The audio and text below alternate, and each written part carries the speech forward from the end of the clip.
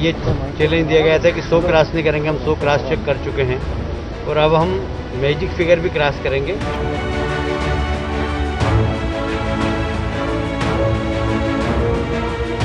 मैं शुक्रगुजार हूँ हमारे पोर्ट कॉन्स्टिट्यूंसी के सारे अवाम का, सब लोगों का, जो उन्होंने हमको विश्वास किया है। इस ये लेके 3rd टर्म हमें विश्वास किया है।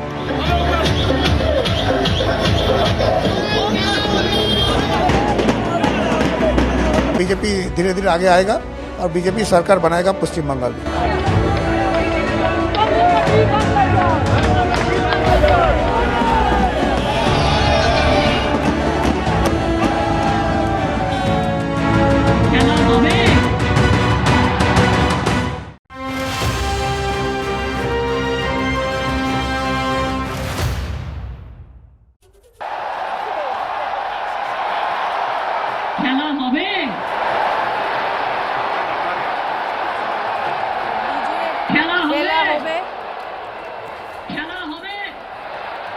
लीजिए खेला होवे ममता बनर्जी का यही नारा, और बहुत कॉन्फिडेंस के साथ जब वो रैली ग्राउंड से ये कहती थी खेला होवे, तो लगता था कि पता नहीं कहीं ऐसा तो नहीं कि ओवर कॉन्फिडेंस में ममता बनर्जी कह रही है। जिस तरीके की जबरदस्त वापसी एंटी इनकम्बेंसी के बाद ममता बनर्जी की 209 सीटों पर बढ़त बनाई हुई है टीएमसी, बीजेपी 80 पर सिमट गई है। आलोक मेहता जी लगातार हमारे साथ बने हुए हैं। आलोक मेहता जी, 6 वोटों से पीछे चल रही है ममता बनर्जी। हालांकि अभी 17वें दौर का जो काउंटिंग है वो भी होनी है, सुदीप तो बता रहे हैं और प्रदीप्ता बता रहे हैं, माफ कीजिए। लेकिन ममता बनर्जी जो कद निकल कर अब आया है इस चुनाव के बाद, वो कहीं ना कहीं ममता बनर्जी को अब और ताकतवर बनाएगा और मुखर बनाएगा। जिस तरह से वो मोदी पर, अमित शाह पर हमला बोलती हैं, अब लग रहा है कि आज की प्रेस कॉन्फ्रेंस में वो पता नहीं क्या कह सकती हैं। देखिए, आज की प्रेस कॉन्फ्रेंस में भी जो कहें, एकदम मुझे लगता है कि वो बहुत ही आगे का सोच रही है। उनको निश्चित रूप से राष्ट्रीय राजनीति में, लेकिन एक बात ज़रूर मानना होगा कि वो बहुत भावुक नेता भी हैं। कई बार आपको याद है, कई ऐसे महिला नेत्री हमारे देश में रही हैं जो ज़्यादा अधिक उत्साह में, माने मैं नाम यदि कहें तो उमा भारती का उदाहरण दे सकता हूँ। वो ठीक है कि ममता जी उनसे एक अलग तरह की नेता रही हैं, वो साध्वी और जो उनका रहा, उनको भी कभी सपने दिखाए गए थे कि आप बहुत कुछ हो सकती हैं। सुषमा स्वराज जी को लोग प्रधानमंत्री का सबसे बड़ा उम्मीदवार बीजेपी में मानते थे, लेकिन समय के साथ, इसलिए कब ममता जी उखड़ करके किसके साथ उलझ जाएं, जिनके साथ गठबंधन हो, यदि वो लोग कोई गड़बड़ करें, वो लोग यदि भ्रष्टाचार से लिप्त हों, उनके साथ समझौता करने में फिर संकट आए या उनको स्वीकार करना पड़े, इसलिए अभी ये कहना। लेकिन हाँ, उनका कद निश्चित रूप से बड़ा है। इस पूरी यदि सफलता जो आपके आंकड़े दिखाई दे रहे हैं, मैं अभी भी कह रहा हूँ कि हम और आप अभी भविष्यवाणी कुछ नहीं कर सकते। ये कहना चाहिए कि जिस ढंग से, जिस तरह की लड़ाई हुई है, यदि तृणमूल कांग्रेस सरकार बनाती है, ममता जी चाहे राष्ट्रीय राजनीति में चाहे अपने बेटे भतीजे को बना दें, लेकिन यही सच है कि ममता बनर्जी ने इस बड़ी लड़ाई को बड़े ही तरीके से और ज़मीनी होने के नाते बहुत अच्छी लड़ाई लड़ी है। बहुत अच्छी लड़ाई लड़ी है और साथ ही साथ बड़ा संदेश ये दिया है। दिबांग मेरे ख्याल से इसको बेहतर बता पाएंगे कि बीजेपी जो इलेक्शन विनिंग मशीन है, उसको हराया जा सकता है। अगर आप बढ़िया रणनीति बनाकर काम करें तो फिर बीजेपी को आप हरा सकते हैं। दिबांग,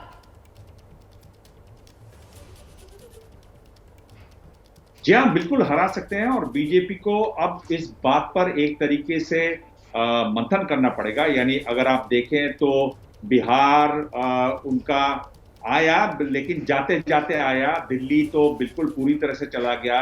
झारखंड आप देखें तो चला गया। महाराष्ट्र आया पर चला गया। मध्य प्रदेश चला गया था पर लौट आया। राजस्थान आप देखिए कि चला गया। तो अगर आप देखें उनको, हरियाणा किसी तरीके से बन गया। पर अगर आप देखें तो बीजेपी को जब ये कहा जाता था कि इनको हराना मुश्किल है, उसके बाद से अगर आप पिछले कुछ चुनावों का रिकॉर्ड देखें तो उतना अच्छा रिकॉर्ड नहीं है।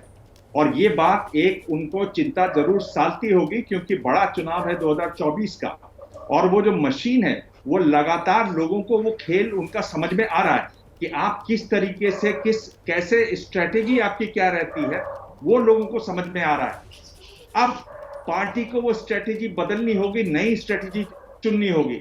क्या वो उसको कर पाते हैं, ये एक बड़ी चुनौती होगी बीजेपी के लिए, उनके जो अध्यक्ष हैं नड्डा जी, उनके लिए, कि भाई जिस तरीके से हम शुरुआत में चुनाव जीतते थे, जिस स्ट्रैटेजी से जीतते थे, वो अब काम नहीं कर रही।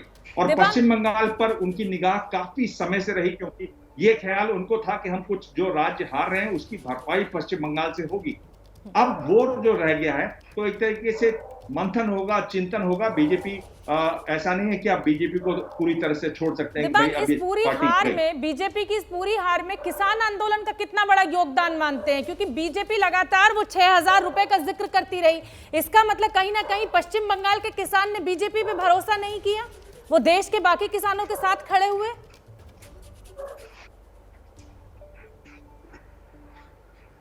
बीजेपी जब भी ऐसे विपक्षी राज्यों में जाती है जहां विपक्षी राज्यों की सरकारें हैं, तो वहां वो अक्सर गिनाती है कि आप तो विपक्षी सरकार, विपक्षी पार्टी की यहाँ पर सरकार है, लेकिन हमारे जो राज्य हैं जहां हमारा राज चलता है, हम केंद्र में जो काम कर रहे हैं वो कहीं बहुत ज्यादा अच्छे हैं। ये उनकी एक स्ट्रेटेजी राज्य दर राज्य रही है। उसी स्ट्रेटेजी के तहत ये 6,000 रुपए वाली बात थी। किसानों ने, हमने देखा कि जाके प्रचार भी किया, नंदीग्राम में भी गए थे राकेश टिकैत। एक बड़ी बात ये भी थी कि अगर बीजेपी की वहां अच्छी जीत होती है तो किसानों को जो आंदोलन है वो एक तरीके से दब के रह जाएगा, उसको कहीं ना कहीं लोग भूलेंगे। लेकिन अब उसको भी एक तरीके से बल मिलेगा उस आंदोलन को। ये लगातार देखिए, जब आप इतना बड़ा चुनाव को बना देते हैं, लगातार अपनी कोशिश में जीतने की, जब आप चुनाव को इतना बढ़ा देते हैं, तो उसका जो सेटबैक होता है, उसका जो रिबाउंड होता है, वो आप झेलेगी पार्टी। ठीक है, अभिज्ञान भी हमारे साथ जुड़ रहे हैं। अभिज्ञान, यहाँ पर हम यही चर्चा कर रहे हैं कि एक तो जीत के बाद ममता बनर्जी का जो कद बढ़ेगा, दूसरा प्रेस कॉन्फ्रेंस ममता बनर्जी करने वाली हैं। आपका क्या मानना है, आज बांग्ला या हिंदी? मुझे ये तो नहीं पता, ममता बनर्जी की चॉइस है। दोनों भाषाओं में बोले तो बहुत अच्छा बांग्ला लगेगा। तो हो गया ना, अब तो देश की राजनीति पर नजर होगी ना ममता बनर्जी की, इसलिए मैं ये सवाल उठा रही हूँ। हाँ, देश की राजनीति पर जरूर उनकी नजर हो सकती है। मुझे नहीं पता कि इतना जल्दी किसी बात को कंक्लूड करना, लेकिन हाँ, लोग जरूर सोचेंगे, क्योंकि इस देश में एक बहस बहुत लंबे समय से चल रही है कि वैकल्पिक राजनीति कब नजर आएगी। कांग्रेस की स्थिति बहुत खराब है, राहुल गांधी की स्थिति जो है एक मास लीडर के तौर पर कभी नहीं बन पाई है। तो इसलिए वैकल्पिक राजनीति, ऑल्टरनेटिव पॉलिटिक्स की स्पेस क्या बन सकती है, क्या ममता बनर्जी उस स्पेस में आ सकती हैं, क्या उसको लीड कर सकती है। लेकिन मेरे हिसाब से ये भी बहुत दूर के सवाल हैं, उठने ज़रूरी हैं और उठने भी चाहिए। मैंने एक पॉइंट ज़रूर रखा था कुछ समय पहले और उसको भी फिर दोहराऊंगा कि अब चुनाव हो गए हैं, नतीजे आ गए हैं और बहुत ज़बरदस्त जीत ममता बनर्जी ने बहुत पराक्रम से चुनाव लड़ा, इतने बड़े बीजेपी की प्राइम मिनिस्टर डाउनवर्ड्स कैंपेन और ताकत के खिलाफ। लेकिन अब बीजेपी और ममता बनर्जी दोनों को ये मौका है, नरेंद्र मोदी और ममता बनर्जी दोनों को ये मौका है साबित करने का हाउ द पॉलिटिकल क्लास, राजनीतिक वर्ग कैसे साथ काम कर सकता है। क्योंकि अब जैसे ही सरकार बनेगी, कोरोना का सबसे बड़ा चैलेंज होगा ममता बनर्जी के ऊपर। तो मैं तो सच में ये देखना चाहूँगा कि परंपरा से या राजनीतिक प्रतिद्वंदिता से हटते हुए सेंटर और स्टेट, जिस पर इतनी बहस हो चुकी है, अब बीजेपी और ममता बनर्जी साथ आए कोरोना की सिचुएशन को हैंडल करने के लिए, जो कि सबसे बड़ी प्राथमिकता होगी। राष्ट्रीय राजनीति, ये सारे सवाल बिल्कुल लाजमी हैं, इसमें कोई दो राय नहीं है। लेकिन अभी आज जब वो प्रेस कॉन्फ्रेंस करेंगी, कल से जब वहाँ का सिस्टम जो है वो काम करना शुरू करेगा पॉलिटिकल मैकेनिज्म के पूरा होने के बाद, तो पहली प्राथमिकता कोरोना ही है हर राज्य में इस देश के, और West Bengal is no different right now, वो कोई अलग नहीं है। बिल्कुल, प्राथमिकता कोरोना से लड़ाई को ही देनी होगी, क्योंकि कोरोना काल संकट काल विकराल रूप कोरोना ले चुका है। और इसी वजह से आज नतीजों का दिन हम सिर्फ और सिर्फ आप तक इलेक्शन रिजल्ट्स नहीं पहुंचा रहे, बल्कि साथ ही पूरी जिम्मेदारी के साथ और संवेदनशील कवरेज में हम बने हुए हैं। इसीलिए कोरोना मीटर, देश में कोरोना का कहर, ये लगातार नंबर्स आप देख रहे हैं। वैक्सीन मीटर, कितने लोगों को अब तक वैक्सीन पहुंची है। वो राज्य जहां चुनाव हुए उनका हाल बता रहे हैं, पूरे देश का हाल बता रहे हैं। और ये बताना इसलिए जरूरी हो जाता है क्योंकि 18 साल से ज्यादा उम्र के लोग अपना फर्ज उन्होंने निभा दिया और अब वो सरकार से चाहते हैं कि हमने अपना फर्ज निभाया, सरकार हमारा कर्ज उतारो, हम तक वैक्सीन पहुंचाओ। 1 मई से अभियान शुरू कर दिया जाता है, 18 साल से ज्यादा उम्र के लोगों को वैक्सीन लगेगी, लेकिन वैक्सीन लगाने की तारीख आ गई और राज्य सरकारें हाथ पीछे खींचती हैं ये कहते हुए कि साहब वैक्सीन है ही नहीं, हम कहां से लगवा दें। सब आगे की तारीखें दे रही हैं कि पहले वैक्सीन का इंतजाम हो जाए, उसके बाद ये अभियान शुरू करेंगे। और इस वक्त आप देख सकते हैं इस चर्चा में मेरे साथ निखिल प्रसून बीजेपी के प्रवक्ता भी जुड़ रहे हैं। निखिल, बहुत स्वागत आपका एबीपी न्यूज के इस कवरेज में। फिलहाल तो सबसे पहले आपका रिएक्शन पश्चिम बंगाल, मैं आपके पास आऊंगी, लेकिन इस बीच बड़ी खबर, ममता बनर्जी जो कुछ देर पहले तक 6 वोटों से पिछड़ रही थी, इस वक्त बड़ी खबर यह कि ममता बनर्जी ने एक बार फिर से बढ़त बनाई है। 820 वोट से ममता बनर्जी ने एक बार फिर अपनी बढ़त बना ली है। नंदीग्राम सीट जहां सबसे दिलचस्प मुकाबला इस वक्त चल रहा है और अब नंदीग्राम सीट पर ममता बनर्जी ने 820 वोटों से बढ़त बना ली है। प्रदीप्तो, ये इसीलिए देरी हो रही है क्या प्रेस कॉन्फ्रेंस करने में कि पहले जरा नंदीग्राम का मामला सुलझ जाए? हाँ, हो सकता है, ऐसा हो सकता है। मैंने भी जब आप ब्रेक के बाद आए तो मैंने भी यही बोला था कि 17 राउंड के पहले ही ये 820 से आगे हो गए हैं। शायद आप लोगों ने सुना नहीं था, लेकिन ये जो चीजें बहुत क्लोज फाइट हो रहा है। लेकिन एक जो कृषक आंदोलन के बारे में आप लोग पूछ रहे थे, तो देखिए सिंगुर में बेचाराम मान्ना जो है वो 25,000 से ज्यादा वोटों से जीत गया है। तो ये जो हम लोगों का यहाँ फार्मर्स है, कृषक है, वो ये चीज जान गए हैं कि जो जुमला 6,000 रुपए का जुमला था वो यहाँ नहीं चल पाएगा। ठीक है निखिल प्रसून, आइए, सोनार बांग्ला बनाने का सपना आप लोग दिखा रहे थे, वादा कर रहे थे आप लोग असौल परिवर्तन का, लेकिन यहाँ तो बंगाल ने बेरंग लौटा दिया, क्यों?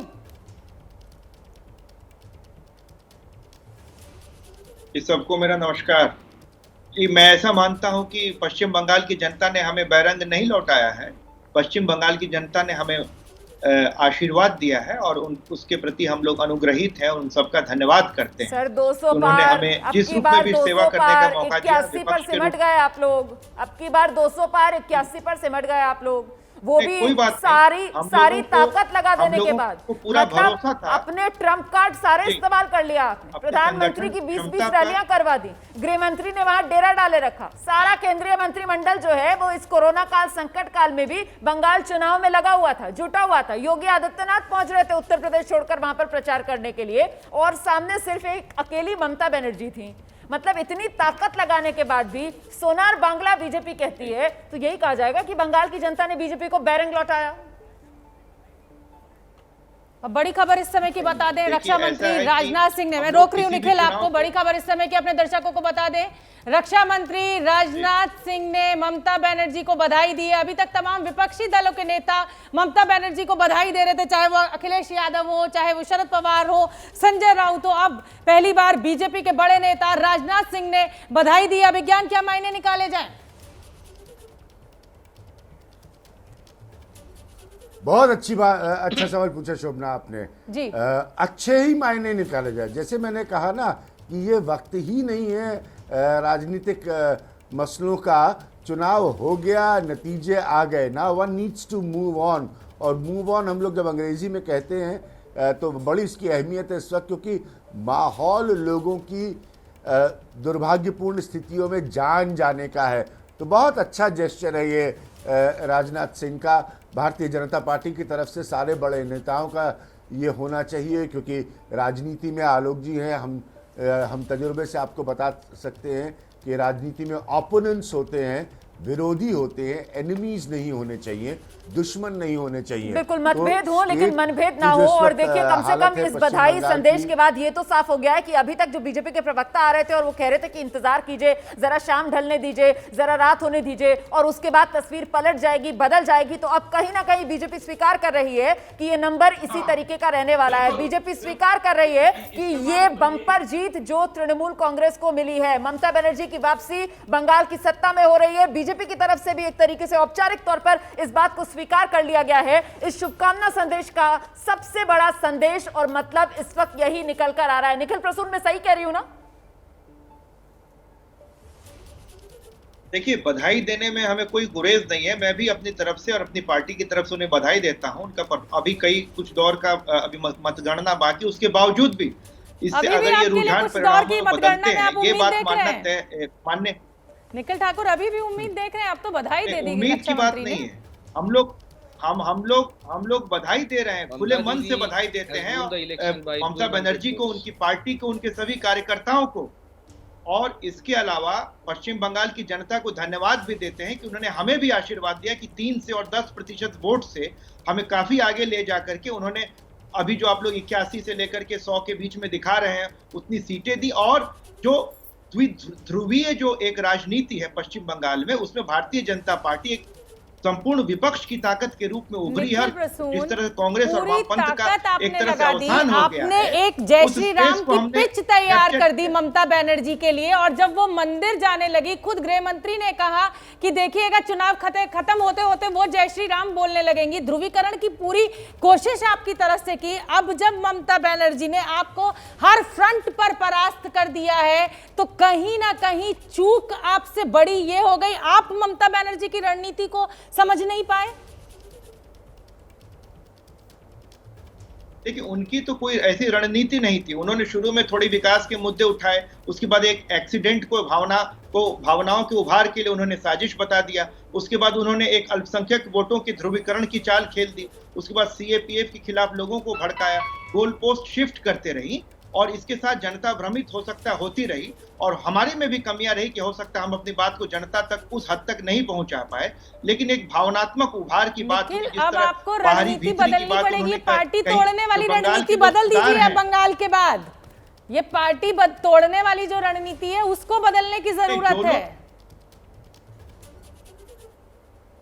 तो जिन लोगों का दम तृणमूल में घुट रहा था, वहां जो अभी क्या इस बात से इनकार किया जा सकता है कि वो तुष्टीकरण और भ्रष्टाचार पर आधारित उनकी पूरी रूपरेखा रही है पिछले 10 वर्षों में। आप अपने घर को पेंट करवाना है तो आपको उसको ईंटा बालू गिट्टी गिरवाना है, उसके लिए आपको, ये तो पूरी दुनिया जानती है। खुद तृणमूल के सांसद इससे त्रस्त थे। तो मैं चाहूंगा कि अगर उनकी सरकार बने तो इन सब चीजों पर ध्यान दे, और हम लोग एक सकारात्मक विपक्ष की भूमिका निभाएंगे जो फाइनल जो परिणाम आएंगे उसके बाद। लेकिन आप एक अंतर्निहित प्रश्न यह है कि जिन मुद्दों को भारतीय जनता पार्टी ने उभारा था वो बिल्कुल वास्तविक मुद्दे थे। हम लोग एक सकारात्मक एजेंडा के साथ गए थे और जनता तक काफी हद तक समझाने में सफल रहे। पूरी तरह नहीं रहे सफल, ऐसा मानते हैं।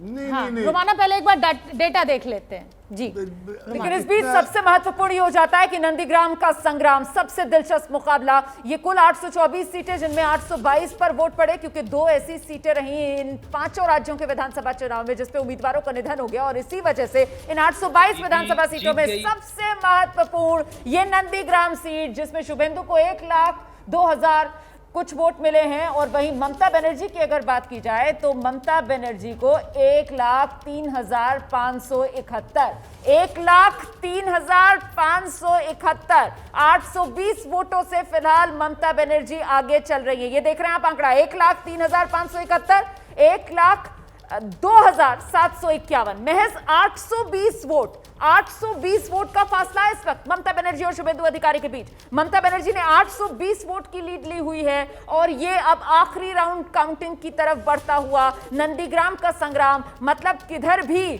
खेला हो सकता है खेल किसी भी तरफ।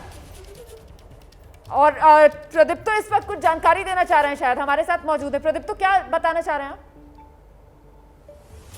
जी, वो 1200 वोटों से अभी जीत गई है। 1200 वोटों से वो जो हम लोग का वहाँ नंदीग्राम में लोकल लोग रहते हैं, एजेंट बाहर में है, वो लोगों को बताया अभी। आप ये बता रहे हैं कि 1200 वोट से, आप ये कह रहे हैं कि आपको जानकारी मिल रही है कि 1200 वोट से ममता बनर्जी जीत रही हैं। आप ये कह रहे हैं, आपको वहां से ये जानकारी मिल रही है कि 1200 वोट ममता बनर्जी जीत गई हैं, आप ये बता रहे हैं?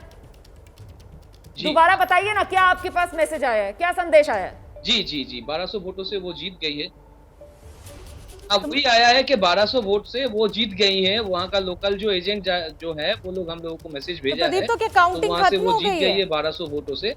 देखिए आप लोगों के पास बिल्कुल औपचारिक ऐलान का भी इंतजार है, नहीं, क्योंकि काउंटिंग जो देखिए, इलेक्शन वहाँ कमीशन कुछ की लोकल होता वेबसाइट है, है उस पर अभी इस तरीके का कोई अपडेट हुआ नहीं है। हम जिन वेबसाइट्स को फॉलो कर रहे हैं वहां पर ऐसी कोई जानकारी अभी है नहीं, लेकिन प्रदीप तो जरूर ये बता रहे हैं कि वहां पर जो उनके एजेंट्स हैं उनके थ्रू ये जानकारी मिल रही है कि ममता बनर्जी ने 1200 वोट के साथ जीत दर्ज कर ली है। हाँ, ये जरूर है कि आखिरी राउंड में काउंटिंग पहुंच चुकी थी। अभी तक ममता बनर्जी 820 वोटों से बढ़त बनाए हुए थी, लेकिन अभी औपचारिक जानकारी का इंतजार। फिलहाल आप यही अपडेट मानकर चलिए कि ममता बनर्जी 820 वोट से शुभेंदु अधिकारी से बढ़त बनाए हुए हैं और मामला बहुत बराबरी, बहुत टक्कर का बना हुआ है। खुद ममता बनर्जी इस बात को समझ रही थी कि नंदीग्राम की ये जो डगर है वो बेहद कठिन रहने वाली है। इसी वजह से चुनाव मतदान वाले दिन नंदीग्राम से पहले से ही ममता बनर्जी ने नंदीग्राम में डेरा डाल लिया था, बाकायदा वहां पर घर लिया था, क्योंकि बीजेपी घेर रही थी ममता बनर्जी को, ये कहते हुए कि ये होंगी बंगाल की बेटी, लेकिन नंदीग्राम का लाल तो शुभेंदु अधिकारी है, जो मिट्टी का लाल है। यहां पर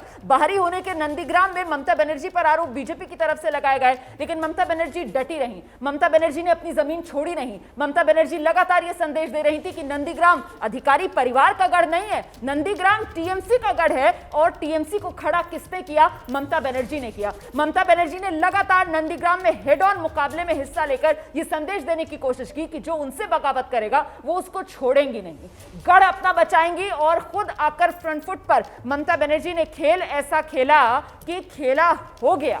मुझे लगता है आलोक जी को आना चाहिए। आलोक जी, जिस तरीके से ममता बनर्जी ने नंदीग्राम को चुना, कठिन लड़ाई थी, लेकिन खुद ममता बनर्जी कहती रही कि ये जमीन मेरी है, टीएमसी की है, मैंने यहां से संघर्ष किया। वहां इतनी कड़ी टक्कर क्यों? देखिए, मेरा ऐसा मानना है कि यही एक बड़ी भारी रणनीति रही कि सबसे खतरनाक, जिसको कहते हैं खेल खेल सके, राजनीति में जो सबसे अधिक खतरा मोल ले सके वही सफल होता है, चाहे वो मोदी हो या ममता जी हो। मैं मानता हूं कि लड़ाई में सबसे कठिन इलाके में जा कर के, और यदि आपने पहले पूरे प्रदेश में या देश में काम किया है और आप सफल हों, वरना ऐसी कोई भी वो क्षेत्र बदल सकती थी, पुराने चुनाव क्षेत्र में लड़ सकती थी। हाँ, लेकिन आलोक जी, जिस समय ममता बनर्जी ने ये फैसला लिया नंदीग्राम से चुनाव लड़ने का, उस समय ये कहा गया बड़े बड़े रणनीतिकारों के द्वारा कि बीजेपी की रणनीति कामयाब हो गई, ममता बनर्जी को अब सिर्फ नंदीग्राम तक सीमित कर दिया जाएगा, क्योंकि वो सारी ताकत शुभेंदु अधिकारी को हराने में लगा देंगी और उधर पश्चिम बंगाल की बाजी बीजेपी मार लेगी। तो कहीं ना कहीं अब ये आकलन भी गलत साबित हो रहा है। ममता बनर्जी ने नंदीग्राम में अपनी सारी ताकत लगाई, लेकिन पश्चिम बंगाल में भी उन्होंने उतनी ही ताकत के साथ चुनाव लड़ा और वो नतीजे सामने हैं। सीमित नहीं कर पाई बीजेपी उनको नंदीग्राम तक। बिल्कुल, मेरा ऐसा मानना, हाँ, भाजपा की रणनीति तो निश्चित रूप से यही थी कि अब वो फंस जाएंगी। जैसे आप कहते हैं ना, अभिमन्यु महाभारत में फंसा लेकिन अर्जुन महाभारत में नहीं फंसा, तो ऐसी ही स्थितियाँ होती है युद्ध में। और ये सचमुच में युद्ध जैसा चुनाव लड़ा गया दोनों तरफ से। ऐसा नहीं है कि केवल बीजेपी में ये सही है कि बड़े महारथी रहे, लेकिन ममता बनर्जी ने भी लगातार उसका जो अपने वर्षों का, जो मैंने कहा ना आपको, जो साधना कहें, काम कहें और गणित भी कहें, देखिए ये भी सही है। 125 के करीब सीटें यदि मुस्लिम को, इसलिए कि मुस्लिम हिंदू की बात है, लेकिन वो एक बड़ा वोट रहता है। और जितना यदि बीजेपी ने उसको हिंदू कर, मतलब जैसे कहते हैं कि हिंदू वोट बड़ा मिलेगा, तो वो लोग मिला। दूसरी पार्टियों को भी, सीपीएम ने अल्पसंख्यकों के लिए कभी कुछ नहीं किया, कांग्रेस ने निराश किया, तो इसलिए हिंदू या मुस्लिम सबने वोट दे दिया, उसका लाभ ममता को मिल रहा है। ठीक है, बीजेपी ने अपनी इज्जत, ये ठीक है कि वो 80 भी सीटें जीते, वो 2024 या 2026 के लिए काम करेगी। बिल्कुल ठीक है। अभिज्ञान मैं आऊंगी आपके पास। फिलहाल वक्त एक बहुत छोटे से ब्रेक का है, फौरन लौट के आ रहे हैं। आप देखते रहिए एबीपी न्यूज।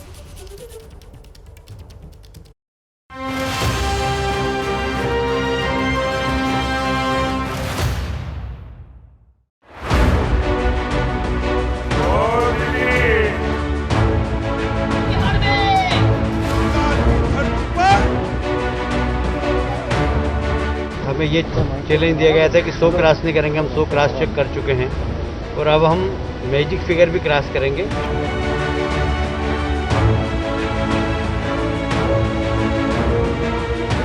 मैं शुक्रगुजार हूँ हमारे पोर्ट कॉन्स्टिट्यूंसी के सारे अवाम का, सब लोगों का, जो उन्होंने हमको विश्वास किया है। इस ये लेके 3rd टर्म हमें विश्वास किया है।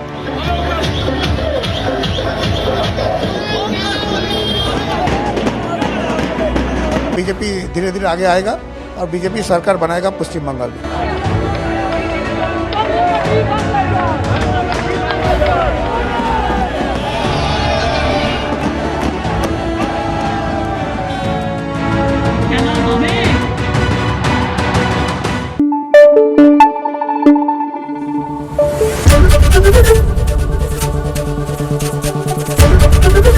एबीपी न्यूज आपको रखे आगे।